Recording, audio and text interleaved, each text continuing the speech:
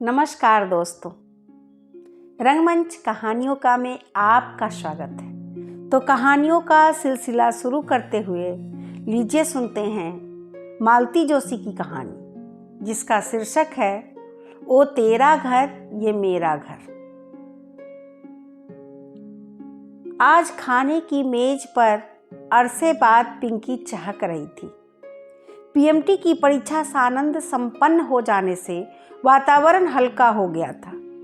इतने दिनों तक एक तनाव सा व्याप्त था, घर पर भी और बच्चों के मन पर भी। प्रसन्ना का सेकेंड सेमेस्टर परसों ही समाप्त हुआ। आज पिंकी भी फ्री हो गई थी। अब रिजल्ट की चिंता कुछ दिनों के लिए मुलतवी रखकर आज़ादी का जश्न मनाया जा सकता था। खाने की मेज पर उसी की प्लानिंग चल रही थी। तरह तरह के सुझाव और तरह तरह की फरमाइशें। मिस्टर प्रसाद ने बच्चों के उत्साह पर ब्रेक लगाते हुए कहा, तुम लोग शायद भूल रहे हो कि पापा के ऑफिस में समर वेकेशन जैसी कोई चीज़ नहीं होती, तो आप आराम से घर में बैठे रहिए। बच्चों की माँ ने तुनक कर कहा, लेकिन मैं 10-15 दिनों के लिए कहीं ज़रूर जाऊंगी। आपको तो दफ्तर के अलावा कुछ सूझता ही नहीं है। इन दोनों की टेंशन मैंने अकेले झेली है। I need a change badly. मैं सोच रहा था, मिस्टर प्रसाद ने झिझकते हुए कहा और चुप हो गए। क्या सोच रहे थे आप? अब कह भी डालिए। यही कि इस शनिवार इतवार सागर जाकर बाबूजी को लिवा लाता।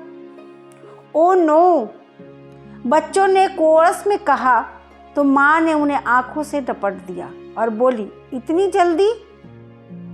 जल्दी कहाँ, उन्हें गए 2 महीने से ऊपर हो गए हैं। इतने दिन वे बेटी के यहाँ कभी रहे हैं क्या? पापा, आप भी बेटा बेटी करने लगे हैं। ये सब फिजूल की बातें हैं।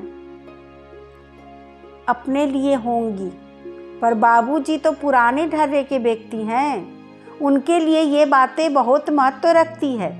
अब इस उम्र में वह आशा करना कि अपनी सोच बदल लेंगे बेकार है। यह तो ठीक है कि माया की स्वतंत्र गृहस्थी है, इसलिए वे 2 महीने वहाँ टिक भी गए।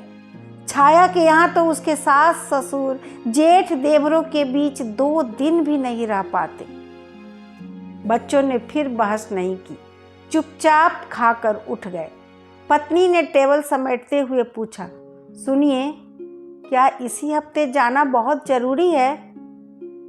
वे प्रश्नार्थक नजरों से पत्नी को देखते रहे। नहीं, मैं सोच रही थी बच्चे थोड़ा रिलैक्स कर लेते। अभी अभी तो बेचारे फ्री हुए हैं। बच्चों को रिलैक्स होने के लिए कौन मना कर रहा है? आप समझते नहीं हैं। बड़े बुजुर्ग घर में होते हैं तो थोड़ा बंधन तो हो ही जाता है।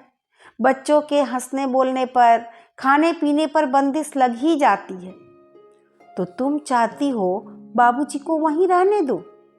उनका स्वर थोड़ा तल्ख था। पत्नी ने नरमाई से कहा, नहीं, मेरा मतलब था 8-10 दिन और सही, फिर तो हम ही को। वे तय नहीं कर पाई कि झेलना कहे कि भुगतना कहे। पति की नाराजगी के डर से उन्होंने वाक्य अधूरा ही छोड़ दिया। कई बार अनकहे शब्द भी बहुत कुछ कह जाते हैं। मिस्टर प्रसाद भी उन अनकहे शब्दों को भली भांति पढ़ गए। उन्हें वितृष्णा और खींच हो आई। अपने आप को वे पहली बार इतना निरुपाय अनुभव कर रहे थे। कितनी हसरत से, कितनी उमंग से वे बाबूजी को यहाँ लाए थे। यूं तो माँ की मृत्यु के बाद ही उन्हें लाने का मन था, पर साल भर तक बाबूजी वहाँ से हिलने के लिए राजी नहीं हुए थे।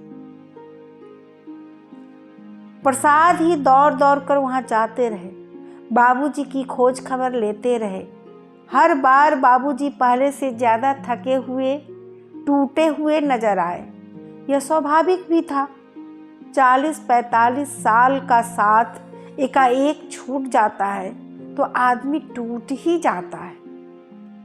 फिर बाबूजी के मित्र भी कहने लगे, बेटा, अब अपने पिता को अपने पास ही रखो। बुढ़ापे का शरीर है, देखभाल की जरूरत पड़ती है। माँ की बरसी के बाद बाबूजी की एक नहीं सुनी गई। जिद करके वे लोग उन्हें अपने साथ भोपाल ले आए।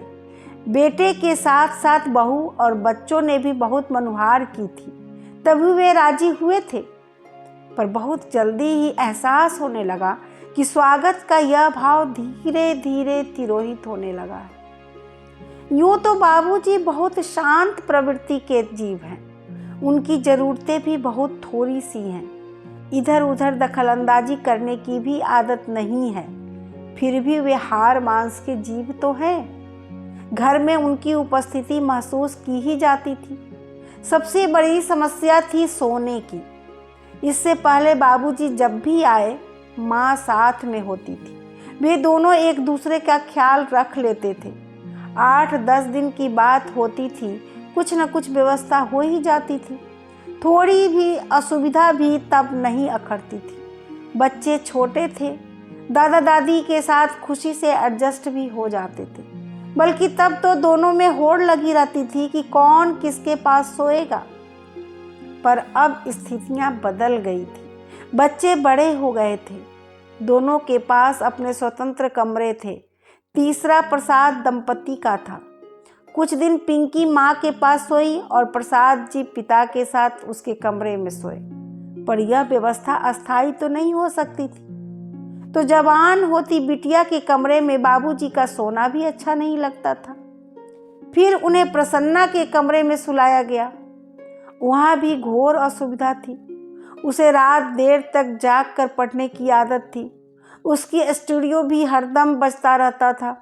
दीवार पर कई ऐसे पोस्टर थे जिन्हें बाबूजी की नज़रों से बचाना जरूरी था। अंततः बाबूजी की व्यवस्था हॉल में की गई। 3 बेडरूम वाले घर में भी बाबूजी के लिए निरापद बस यही स्थान था। वे दीवान पर आराम से सो जाते थे, पर उनके साथ उनका पानी, दवाइयाँ, टोपी, मफलर, टॉर्च, जूते, चश्मा सभी रखे रहते थे। सुबह नौकर के आने तक बाहर का कमरा बाहर वालों के बैठने योग्य नहीं रहता था। सबसे बड़ी समस्या थी टॉयलेट की। बुढ़ापे के कारण रात में कई बार उठना पड़ता था, सो पप्पू के कमरे का ही आश्रय लेना पड़ता था। सुबह उन्हें जल्दी उठने की आदत थी। रात भर का जगा हुआ प्रसन्ना सुबह सुबह उनके मुख लक्षण में खींच उठता था। एक स्थिति यह आई कि बाबूजी बच्चों के लिए अझेल हो गए। यह अझेल शब्द भी बच्चों का ही गढ़ा हुआ था, जो प्रसाद जी को बहुत चुभा था। फिर उन्होंने छोटी बहन को चुपचाप पत्र लिखा कि कुछ दिनों के लिए बाबूजी को ले जाएं। बच्चों की परीक्षा के बाद खुद उन्हें लिवा जाएंगे। अब परीक्षाएं भी समाप्त हो गई है, पर लगता है घर अभी भी मानसिक रूप से बाबूजी के पुनरागमन के लिए तैयार नहीं है। मिसेज प्रसाद देर रात तक टीवी देखती थी, सुबह देर से उठती थी, 12 बजे तक नहाती थी। हफ्ते में 2 दिन उनकी मालिश वाली आती थी। हर 15वें दिन मेहंदी वाली आती थी। हर तीसरे दिन उनकी किट्टी पार्टी होती थी। बाबूजी के रहते ये सारे काम सहजता से नहीं हो पाते थे। पिंकी को सहेलियों के साथ बाहर घूमने का शौक था। हर तीसरे दिन वे लोग पिक्चर जाती थी। प्रसन्ना का तो कोई टाइम टेबल ही नहीं था। दोस्तों का जमघट हमेशा उसे घेरे रहता था। बाबूजी के रहते ये गतिविधियां भी थोड़ी धीमी हो जाती थी। फिर सारे परिवार को बाहर खाने का शौक था। बाबूजी के साथ जाते नहीं थे। उनके लिए घर पर पूरा सरंजाम करना पड़ता था। बाहर जाने का सारा मजा ही किरकिरा हो जाता था। प्रसाद जी घर वालों को न समझते हो ऐसा नहीं था, पर उस कारण बाबूजी को हमेशा के लिए माया के यहाँ तो छोड़ा नहीं जा सकता था ना। पत्नी सास बहू की सीरियल देखने में व्यस्त थी। मौके का फायदा उठाकर उन्होंने फोन लगाया माया को। वे हर 10-15 दिन बाद फोन करके बाबूजी की कुशलक्षेम पूछ लेते थे, पर उन्होंने बाबूजी से बात नहीं की, कभी नहीं। उन्हें डर लगा रहता था कि कहीं उन्होंने आने की जिद पकड़ ली तो वे मना नहीं कर पाएंगे। फोन माया के पति सुरेश ने उठाया था। कुशल क्षेम के बाद प्रसाद जी ने कहा, मैं अगले रविवार आ रहा हूं, बाबूजी से कहिए तैयार रहें। भाई साहब, आपको माया ने बताया नहीं क्या? बाबूजी तो कब से चले गए। चले गए? कहाँ? उन्हें लगा कि आवाज कुछ ज्यादा ही ऊंची हो गई है। उन्होंने चोर नजरों से पत्नी की ओर देखा। वह सीरियल में खोई हुई थी। उन्होंने अपनी आवाज तथा शक्ति धीमी करते हुए कहा, कहाँ चले गए? अपने घर, जौरा। मैं खुद ही तो छोड़ आया था। हाँ, शायद बाबूजी ने मना किया था, इसलिए माया ने आपको बताया नहीं होगा। वे कुछ देर के लिए स्तब्ध रह गए। आप ज्यादा परेशान ना हो भाई साहब, ये पुराने लोग हैं ना, दूसरी जगह एडजस्ट नहीं हो पाते। उन्हें अपना घर ही अच्छा लगता है। उस रात वे जरा भी नहीं सो सके। पता नहीं कैसे कैसे विचार आते रहे। मुश्किल तो यही थी कि वे अपनी परेशानी पत्नी के साथ भी शेयर नहीं कर सकते थे। वह फौरन कह देती, हमने तो 6 महीने झेल भी लिया, पर आपकी बहन तो जरा से में भी उकता गई। दूसरे दिन उन्होंने माया को दफ्तर से ही फोन लगाया। जानते थे उस समय सुरेश भी घर पर नहीं होगा। उनके उलाहनों के उत्तर में माया ने कहा, भाई साहब, आप कुछ मेरी मजबूरी का भी तो अंदाजा लगाइए। वे तो 8वें दिन से जाने की रट लगाए बैठे थे। बड़ी मुश्किल से मैंने उन्हें 15 दिन रोका, फिर वे तो अकेले ही चल पड़े। बोले, भोपाल कौन सा दूर है, यहाँ से बस में बिठा दो, वहाँ फ़ोन कर दो, कोई न कोई उतार लेगा। मैंने बहुत मना किया, पर जब बिल्कुल ही जिद पर आ गए तो उन्हें असली बात बतानी ही पड़ी। क्या? यही कि बच्चों की परीक्षा होने तक आपको यहीं रहना है। तब तो शायद तुमने यह भी बता दिया होगा कि मैंने ही तुमसे कहा था कि उन्हें ले जाओ। भाई साहब, यह तो मैं कभी नहीं बताती, पर उन्होंने खुद ही अंदाजा लगा लिया। उसके बाद वे पल भर भी यहाँ रुकने को राजी नहीं हुए। बोले, ईश्वर की कृपा से अभी मेरा घर सलामत है, मुझे वहाँ पहुँचा दो। फिर वे खुद जाकर छोड़ आए थे, जरूरी व्यवस्थाएं भी कर आए थे। इसके बाद कहने को कुछ था ही नहीं। उन्होंने चुपचाप रिसीवर रख दिया और उस घड़ी को कोसते रहे जब उन्होंने बाबूजी को माया के साथ भेजा था। पूरे हफ्ते वे गुमसुम बने रहे। फिर एक शाम मालवा एक्सप्रेस से चल ही पड़े। मुंह अंधेरे मुरैना पहुंचे। वहीं से जो पहली बस मिली उससे जौरा के लिए चल पड़े। उन्होंने सोचा था कि इतनी सुबह घर खुलवाने में दिक्कत होगी। भूल ही गए थे कि गांव कस्बों की सुबह जरा जल्दी होती है। घर पहुंचकर देखा सामने वाले आंगन में चारपाइयां बिछी हुई है और बाबूजी की मित्र मंडली चर्चा में मशगूल है। उन्होंने जाते ही सबके पांव छुए, आशीर्वाद पाया। फिर वे सब के साथ उठ खड़े हुए। पंडित जी, अब आप बेटे की खातिर कीजिए, हम लोग चलते हैं। अरे, आप लोग बैठिए ना, मैं क्या कोई मेहमान हूँ? यह तो मेरा घर है, आप लोग इत्मीनान से बैठें। इस आग्रह में शिष्टाचार तो खैर था ही, एक उद्देश्य यह भी था कि उतनी देर तक बाबूजी के सामने अकेले पड़ने से बचे रहेंगे। पर बाबूजी के दोस्त रुके नहीं। उन्हें विदा करके बाप बेटे दोनों भीतर आए। बाबूजी ने कहा, तुम हाथ मुंह धो लो, तब तक मैं चाय चढ़ाता हूँ। बाथरूम का दरवाज़ा खोला तो चकित रह गए। बाबूजी, ये कमोड कब लगवाया? अभी अभी तो लगवाया है। सोचा तुम लोग आते हो तो तुम्हें परेशानी तो होती होगी, मुझे भी बुढ़ापे में आरामदायक लगता है। उस पुराने घर में वह नया नकोर बाथरूम टाट में रेशम के पैबंद सा लग रहा था। फ्रेश होकर बाहर आए तो देखा चौके में एक छोटी सी मेज पर चाय लग गई थी, साथ में बिस्किट भी थे। वह मेज भी नई लग रही थी। हाँ, अब पट्टे पर बैठकर खाना अच्छा नहीं लगता। तुम्हारी माँ याद आती है। वैसे ही पट्टे पर बैठकर खाने का मज़ा तो तब है जब पास बैठकर कोई बात करे, गरम गरम फुलके उतार कर मनुहार के साथ परोसे। जब अपने से लेकर खाना है तो मेज ही ठीक है।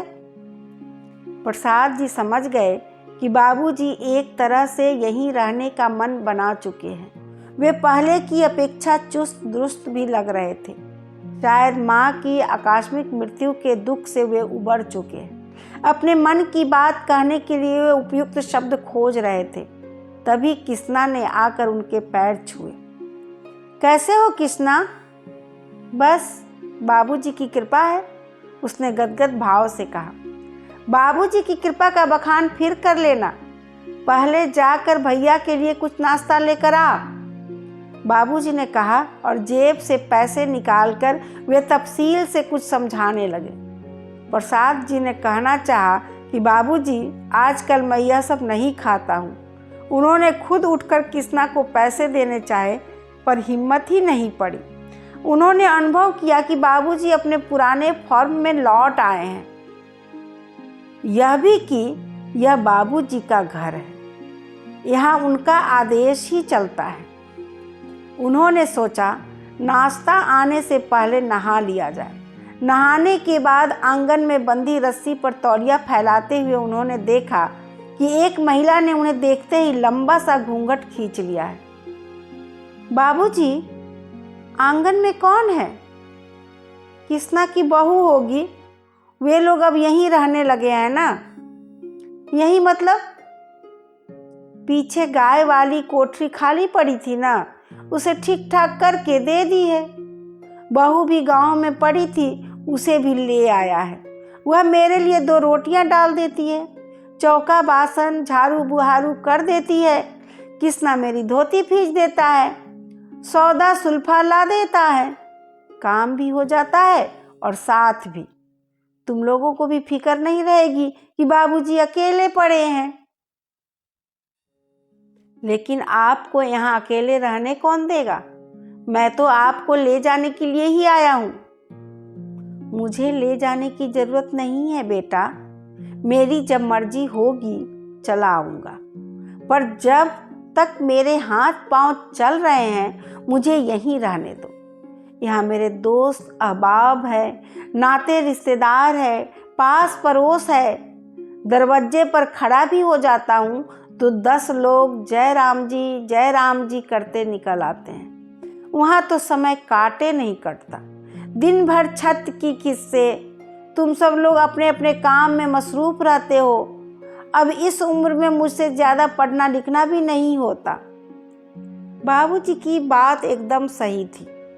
उसका कोई तर्क संगत उत्तर प्रसाद जी सोच रहे थे कि बाबूजी ने कहा, एक बात और है बेटा, तुम्हारी माँ तो नहीं रही, पर जब तक मैं हूँ तब तक तो लड़कियों का पीहर बना रहे। कभी उनका मन हुआ आने को तो एक घर तो है। क्या वे लोग मेरे घर नहीं आ सकती? उन्होंने कहना चाहा, पर अपनी बात का खोखलापन खुद ही उनकी जबान पर ताला लगा गया। उन्हें याद आया कि जब जब बहनों को बुलाना चाहा, घर में समस्याओं का एक अंबार उठ खड़ा हुआ। बाबूजी अपनी रौ में कहे जा रहे थे, माँ के पीछे बेचारी जब भी आई है खुद ही खटती रही है। अब यह किसना की बहू आ गई है तो थोड़ा हाथ बटा देगी, कुछ तो सहारा हो जाएगा। प्रसाद जी ने विषयांतर करते हुए कहा, बाबूजी आपने इस छोकरे को जगह तो दे दी है, बाद में कहीं लफड़ा ना हो जाए। कैसा लफड़ा? बाद में अगर इसने खाली करने से मन इनकार कर दिया तो? बाद में मतलब? प्रसाद जी ने शर्म से गड़ ही गए। अपनी व्याग्रता में उन्हें याद ही नहीं रहा कि वे क्या कह रहे हैं। बाबूजी ने लेकिन इस बड़े सहज भाव से लिया। बोला, उसकी चिंता अभी से क्यों? बाद में तो किसी को यहाँ रहना नहीं है, मकान तो बेचना ही है। जो भी खरीदेगा वही किसना से निपट लेगा। अपनी शर्म से वे अब तक नहीं उबर पाए थे कि बाबूजी ने जैसे स्पष्ट ही उस ओर संकेत कर दिया। इसलिए अपनी सफाई सी देते हुए प्रसाद जी बोले, बाबूजी, घर बेचने की बात तो मेरे मन में कभी उठी ही नहीं। मैं अभी की बात नहीं कर रहा हूँ बेटे, अभी मेरे रहते तो कोई सवाल ही नहीं उठता। मेरे लिए यह सिर्फ ईंट गाड़े की इमारत नहीं है, मेरा मानसिक संबल है यह। मेरे पीछे तो इसे निकालना ही पड़ेगा। रख कर करोगे भी क्या? प्रस्ताव तो अभी से आ रहे हैं। भोपाल जाने से पहले तो इतनी अच्छी ऑफर आई थी कि क्या बताऊं। बड़ी मुश्किल से अपने को रोक पाया। ये तो कहो कि ईश्वर ने ही सद्बुद्धि दे दी थी, नहीं तो मेरी फजीरत हुई थी। अंतिम बात कहते कहते बाबूजी का स्वर भर्रा गया था। इतनी देर से प्रसाद जी के मन में जो बात खदक रही थी, उसे कहने का भी यही मौका था। उन्होंने बिना किसी भूमिका के ही कह ही डाला, बाबूजी, आप माया के यहाँ से उस पर जिद करके चले आए, यह अच्छा नहीं किया।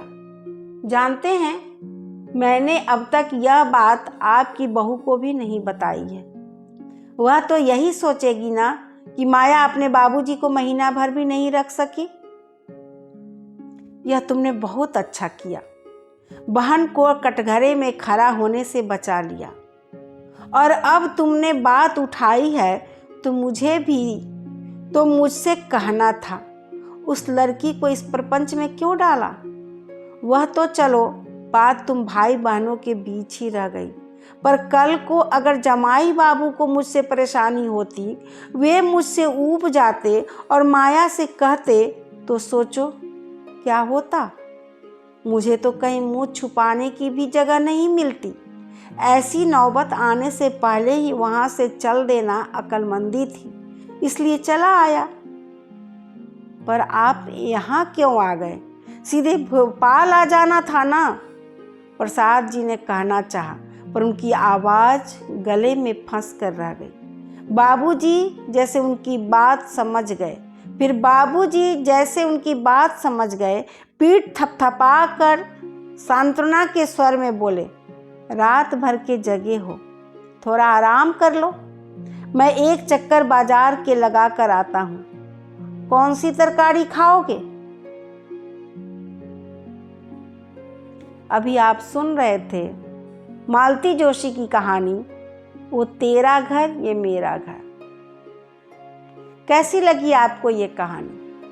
यदि आपको कहानी पसंद आए तो आप अपने साहित्य प्रेमी दोस्तों के साथ शेयर करें और हमारे YouTube चैनल को लाइक और सब्सक्राइब करें। बेल आइकन बटन को दबाना न भूलें। सपोर्ट के लिए धन्यवाद।